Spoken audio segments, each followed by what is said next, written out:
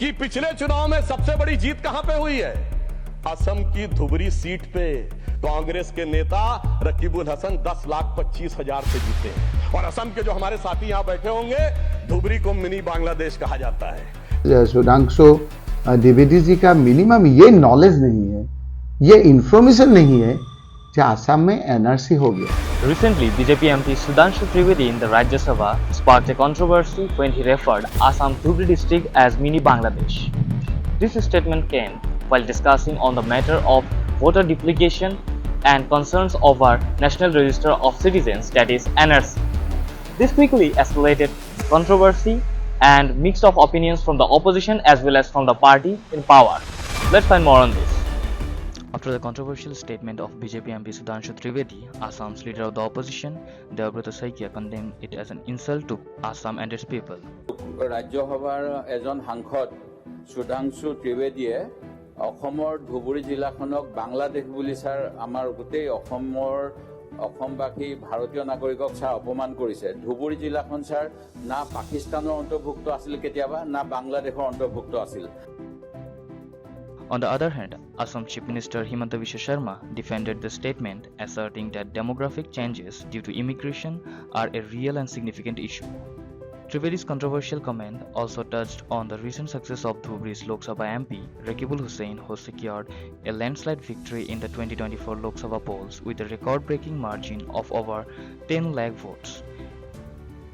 In response to the controversy, Rakibul Hussain spoke exclusively to India Today NE, sharing his thoughts on the matter. हम इसका बारे में आपको यही कहना चाहते हैं, कोई ऑनरेबल मेंबर राज्यसभा हो या लोकसभा हो, जब राज्यसभा लोकसभा में बात कहते हैं तो इसका तथ्य होना चाहिए।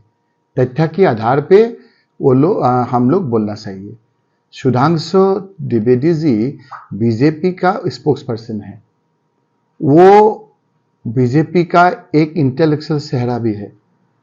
उसको हम कहना चाहते हैं कि आप जो एनआरसी का चर्चा में जो बात धुबरी का बारे में बोला, वो कोई तथ्य नहीं है, वो कोई आपका उसमें कोई जान नहीं है, ये आपका पूरा झूठ बात है। आप क्या बोला? आप बोला जो एनआरसी करने दीजिए, एनआरसी करने से दूध का दूध पानी का पानी हो जाएगा। लेकिन सुधांशु द्विवेदी जी का मिनिमम ये नॉलेज नहीं है, ये इंफॉर्मेशन नहीं है कि आसाम में एनआरसी हो गया।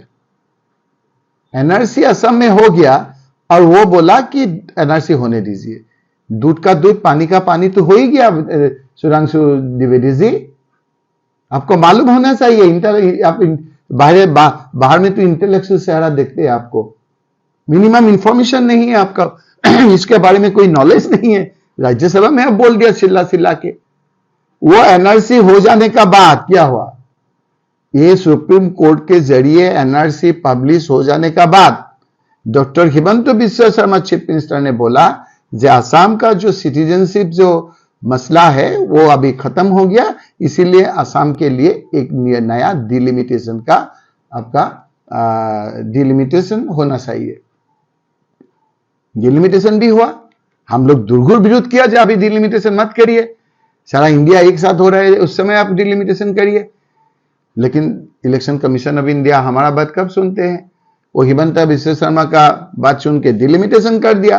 हिमंत बिस्वा शर्मा एकदम आपका कैटेगोरिकली बोला चाहिए अभी आपका हम आपको दिखा देंगे जे सिटीजनशिप जो प्रॉब्लम था आसाम का ये खत्म हो गया, इसीलिए डिलिमिटेशन का आसाम में वो सही है। डिलिमिटेशन हुआ। डिलिमिटेशन हो जाने का बाद धुबरी में हम 10 लाख से ज्यादा 15 लाख वोट मिला, हम जीत के आया।